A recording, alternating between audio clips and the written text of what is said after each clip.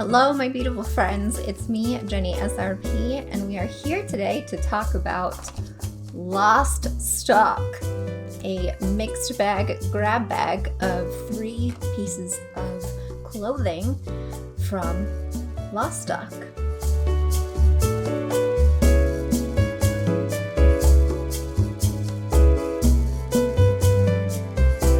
So welcome back. It's been a while since I've had an official video.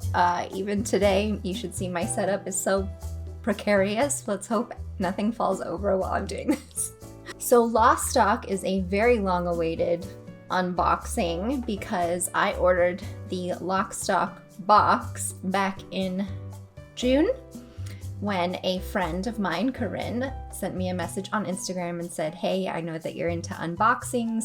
I think this one would be really great. I'm in the United States though, so I can't order it. It's only shipping in Europe. So things might already be falling over, but we're gonna do our best. So I looked into Lost Stock, and the idea is that it's 35 pounds. It ships within Europe, and it's basically garment workers working in Bangladesh will be supported for some of their lost wages that happened due to the first lockdown when major fashion retailers canceled their orders from garment workers and warehouses in Bangladesh. Lost Stock is a business, and the charity or foundation that they are supporting is called Sajida Foundation, which works with garment workers in Bangladesh specifically. So the idea was that a bunch of these high street retailers had canceled their garment orders, and the idea was that these garments were going to go into landfills. So you could pay £35 and get a mixed box of clothing that would retail on the high street for £70. And so it was like a win-win. You are participating in trying to help garment workers with their lost wages, and you were going to get a great deal by paying only £35 to receive £70 worth of clothing.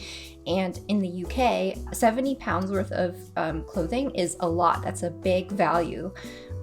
There's not a lot of people that will go out on a regular high street day and always spend £70 on purchasing clothing. So it seemed like a really, really good deal. So I ordered my Lost Stock on June 10th with an estimated 6 to 8 weeks for shipping. I paid $38.99 including the shipping.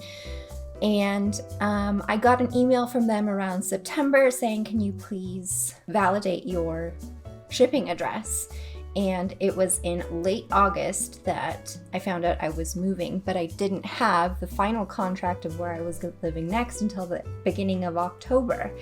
So as soon as I got my new address, I emailed them and said, hey, I haven't received any notification that you've shipped my order yet. Can you please update my shipping address?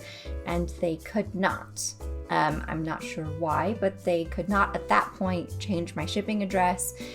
And I wasn't too worried because they said they were sending it via Royal Mail, and I had signed up for Royal Mail forwarding, which means that they will forward stuff from your old address to your new address, but it did not get forward. Luckily, I had met the woman who had taken over our old contract, and she WhatsApped me and said, look, this package came for you. I will forward it on to you. And she was very kind enough to forward it to my new address. But if I hadn't met my neighbors before or the tenant that had taken over our last contract, it would have been lost forever. But thankfully, I received my Lost Stock bag. By the way, it changed from a box to a bag. I think in the middle of the summer when they realized it would just be cheaper to have a bag rather than a box, and I received it finally November 12th. It arrived on my doorstep and I opened it up.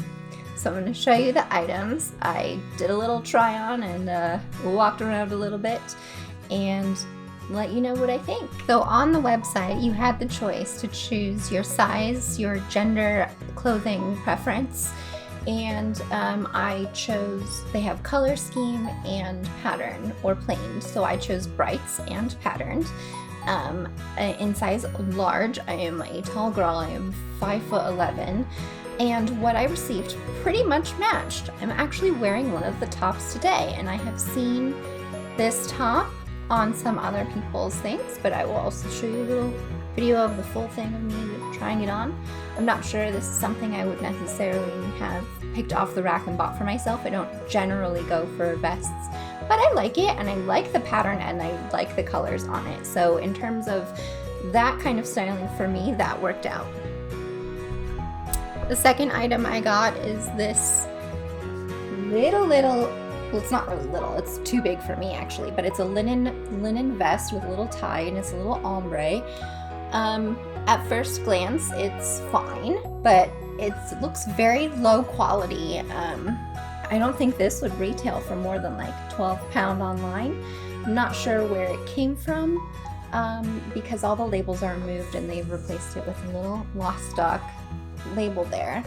But this is something I would have regularly bought in a medium. For my top, I'm usually between a medium and a large depending on the cut.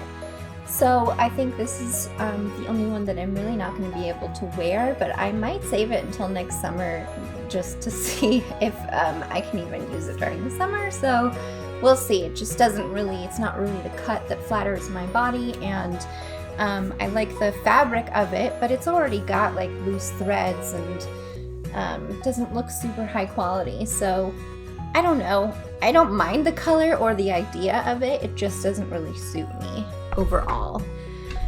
And then the third one is this giraffe puff-sleeved pussy bow top, and actually I enjoy it a lot more than I thought I would. I wore it on Thanksgiving. I thought it was kind of a cool warm color to wear on Thanksgiving. I wore it with black jeans, and actually the cut of it, I've never really worn shorter tops like this, but now that jeans are more high-waisted, it kind of worked for the look. So actually I don't mind this too much. I'm not a puffy sleeve kind of person because I already have big shoulders, but it actually was nice. It was a very nice shape on me.